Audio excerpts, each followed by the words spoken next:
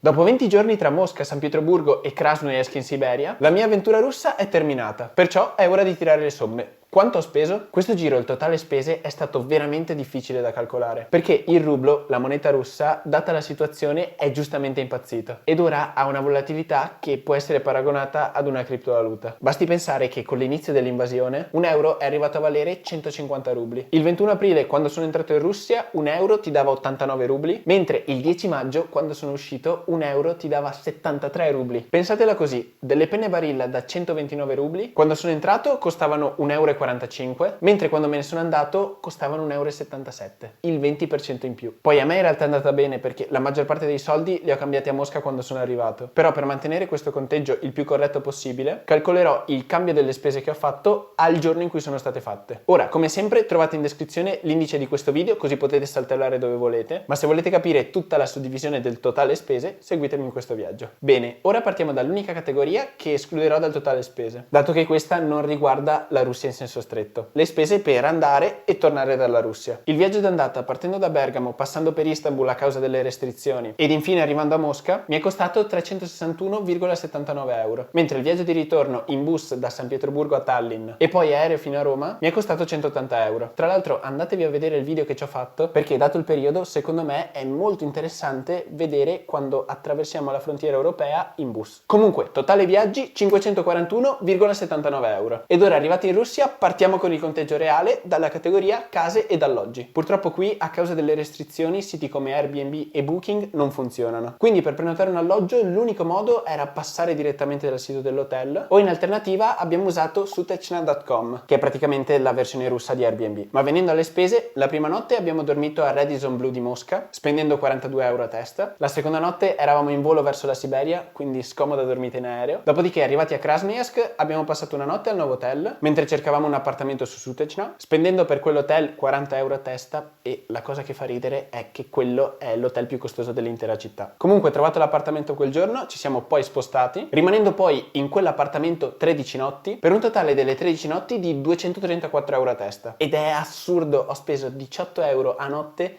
di un affitto a corto termine di un bilocale di circa 70 metri quadrati. E se volete c'è anche il video dove faccio il tour. Ma andando avanti, la notte prima di partire per San Pietroburgo, dato che l'appartamento era già occupato, abbiamo dormito nuovamente al nuovo hotel, quindi altri 40 euro. E l'unica notte di permanenza a San Pietroburgo abbiamo dormito al Park Inn in una posizione centralissima, pronti per vedere la parata del 9 maggio. Questo per 56 euro a testa. E con quest'ultimo hotel tiriamo una riga sul costo degli alloggi e abbiamo un totale di 412 euro. In questa categoria, anche se non siamo stati molto a San Pietroburgo e Mosca, siamo comunque riusciti a notare come queste due città si avvicinano molto ai prezzi occidentali di una città simil Milano. Ma se invece si va ad Oriente o comunque in città secondarie, si spende molto ma molto meno. E in tutto questo c'è anche da considerare il fatto che noi abbiamo sempre preso situazioni a corto termine. Ma ora andiamo avanti che poi comunque tutte le considerazioni ve le lascio alla fine. Costo dei trasporti. Tralasciando l'inquadro che ho preso appena sono arrivato a Mosca, 160 euro di taxi, la playlist più costosa che io abbia mai pagato, e tutta la colpa di questa spesa è mia perché sono stato superficiale pensando che dall'aeroporto al centro città di Mosca,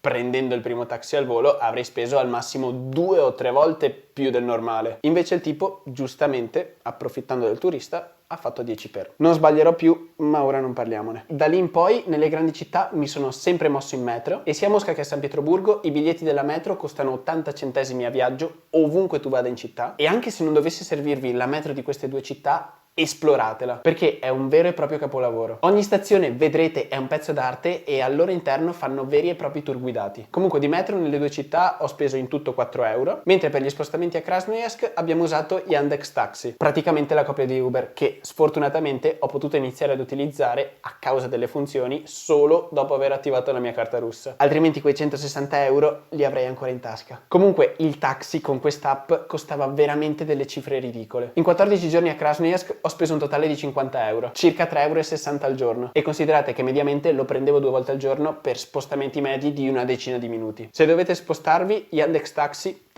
iper consigliato. Poi non avete idea, lì ogni tassista faceva morire da ridere. Poi se dovesse interessarvi, il costo della benzina è ridicolo. Un litro sta a 60 rubli, che sono circa 75 centesimi, e lo so perché abbiamo regalato 10 litri a testa all'amico di Leo che ci è venuto a prendere in aeroporto a Krasnojarsk. Infine, per fare il conto pulito di questa categoria, qui qui ci sono da includere due voli, 168 euro per il volo da Mosca a Krasnojarsk e 198 per il volo da Krasnojarsk a San Pietroburgo. E nonostante siano comunque voli da 5-6 ore, potevamo sicuramente spendere di meno, solo che nonostante la situazione precaria, tutti i voli li abbiamo sempre presi un giorno prima di partire. In generale, se questi voli li prendete con 1 o 2 settimane di anticipo, costano di media 60-70 euro. Anyway, totale trasporti 587,50 euro. E ora è arrivato il momento di parlare di cibo. Partendo dai supermercati, qui fare la spesa, se si evitano i 24/7 e i prodotti con marchi occidentali, si spende tranquillamente il 40% in meno rispetto all'Italia. E le catene più grandi di Krasnojarsk si chiamano Krasny Yar e Lenta, in una delle quali, se siete interessati, ho fatto anche un video. Oltretutto, se si mangiano solo prodotti del luogo e si va a fare la spesa solo in supermercati sovietici, si riesce a spendere ancora meno. Mentre parlando dei ristoranti, la situazione è simile, si spende veramente pochissimo. E in totale sincerità sono realmente stupito dall'offerta culinaria. Ho mangiato veramente da Dio e sono riuscito a trovare ristoranti che non hanno nulla da invidiare ad alcuni nostri stellati. Però, giusto per fare qualche esempio, partendo dal Mac, che ormai è indicatore economico, una colazione lì per 2 persone con uova, pancake, bacon, cappuccino e spremuta,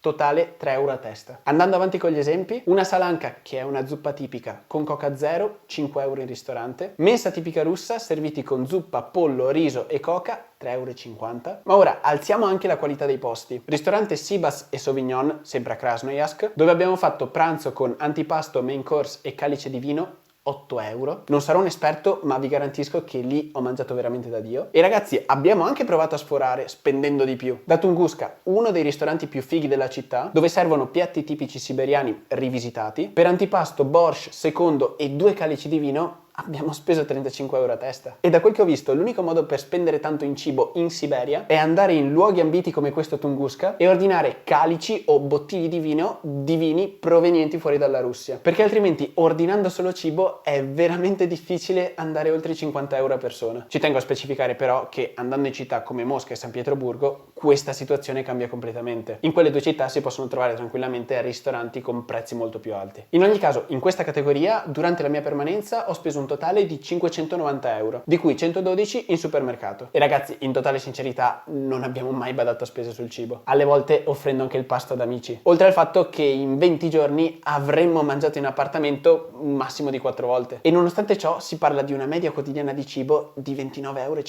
Se avessi fatto la stessa vita a Milano o Londra, avrei speso almeno il quadruplo ricevendo comunque la stessa qualità. Ma ora andiamo avanti e passiamo alla categoria vari ed eventuali più svago. Da annotare subito ci sono 3,50 euro di una SIM con 50 giga di internet. Quando mi ha detto il prezzo, io lo stavo filmando e non ci credevo, gliel'ho tipo richiesto 2 o 3 volte. 18 euro di apertura e gestione annuale di un conto con carta russa, che come accennavo prima ho aperto per accedere ad alcuni servizi russi come Yandex Taxi. 22 euro di 2 lezioni di russo, 34 euro di quella volta che ho provato la sauna russa, 4 euro di funivia quella volta che siamo andati nel parco naturale Stolby, 3 euro quella volta che siamo andati in una palestra russa, 10 euro di una sigaretta elettronica aromatica usa e getta. Io non fumo e non avevo mai fumato. Prima di questo acquisto non sapevo nemmeno come si facesse a fumare, ma dato che vedevo pressoché tutti utilizzare questo strano affare qui in Russia, mi sono incuriosito e ho voluto provarlo. E da quel che ho capito, qui in Russia queste sigarette elettroniche usa e getta sono popolarissime. Io comunque l'ho usata un giorno, niente di speciale secondo me, e l'ho regalata a un amico. Comunque, totale di questa categoria 94,50 euro, che però in questo caso arrotondo in molto eccesso a 150 euro. Dato che tra le 1000 esperienze che ho fatto qui sono sicuro che qualcosa mi è sfuggito, quindi arrotondiamo con molto eccesso. Ma ora che siamo arrivati alla fine, quanto ho speso in totale? Riepiloghiamo: 587,50 euro di trasporti, 590 euro di cibo e 150 euro di vari eventuali più svago, per un totale di 1738,50 euro, ai quali, come vi dicevo prima, ho escluso i viaggi per entrare e uscire dallo Stato, 541,79 euro, e il visto che mi è costato circa 180 euro. E qui, prima delle mie considerazioni, come al solito, voglio aprire una parentesi. In questa esperienza, io e Leo, l'amico che ho accompagnato, pur sempre evitando il lusso incosciente e sfrenato, non siamo stati lì a badare al prezzo più del necessario, perché avendo la possibilità non abbiamo voluto privarci di esperienze e comfort. Perciò, sì, per gli standard russi e siberiani abbiamo speso una montagna di soldi, che poi però in realtà non sono nulla se andate a vedere quanto ho speso a Madrid con lo stesso approccio. In ogni caso, se andiamo a vedere quanto spende una persona che vive e lavora in Siberia, parlando Parlando e tirando le somme con diverse persone che vivono lì, è molto difficile che vadano a spendere più di 400 euro al mese, di cui 200 generalmente di affitto, 100 di cibo, 50 di trasporti e 50 di vari ed eventuali. Considerate però che lo stipendio medio a Krasnojarsk è 500-600 euro al mese. Totalmente diversa invece è la situazione a Mosca e San Pietroburgo. Tutti mi hanno detto che è veramente difficile vivere con meno di 600-700 euro al mese, però bisogna anche considerare che mediamente lì gli stipendi sono più alti, anche se diverse persone mi hanno detto che almeno nel mondo del ballo si riesce a vivere una vita più confortevole lavorando e risparmiando soldi se si sta in Siberia. E io parlo del mondo del ballo perché a Krasnojarsk ho frequentato prevalentemente ballerini e ballerine, dato che Leo, l'amico con cui sono venuto, ha vissuto qui anni facendo il ballerino. Ma ora, per concludere, quali sono le mie considerazioni di questa esperienza? Senza parlare dell'attuale situazione politica che ho già approfondito in altri video, parlando solamente di Krasnojarsk, che alla fine è la città dove ho passato la maggior parte del tempo, se devo essere sincero, devo dire che mi ha ampliamente sorpreso. Al suo interno riesci a trovare qualsiasi cosa tu voglia, come se tu fossi in una normale città europea. Considerate comunque che quella città ha poco meno degli abitanti di Milano. Una cosa che mi ha stupito di questa città è il rapporto qualità-prezzo del cibo, che penso sia insuperabile. Almeno io non ho mai mangiato così bene spendendo così poco. E poi vabbè, non sarebbe neanche da dire, ma l'attrazione principale qui è la natura. Oltre al parco naturale Stolbi, che è anche patrimonio UNESCO, il fiume Yenisei offre centinaia di scorci folli, senza parlare delle crociere che partono da Krasnojarsk e su questo fiume arrivano fino allo sconfinato nord siberiano. Sicuramente, se siete amanti della natura e dell'esplorazione, questa è una meta che fa per voi. Mentre, guardando i lati negativi, purtroppo questa città si trova letteralmente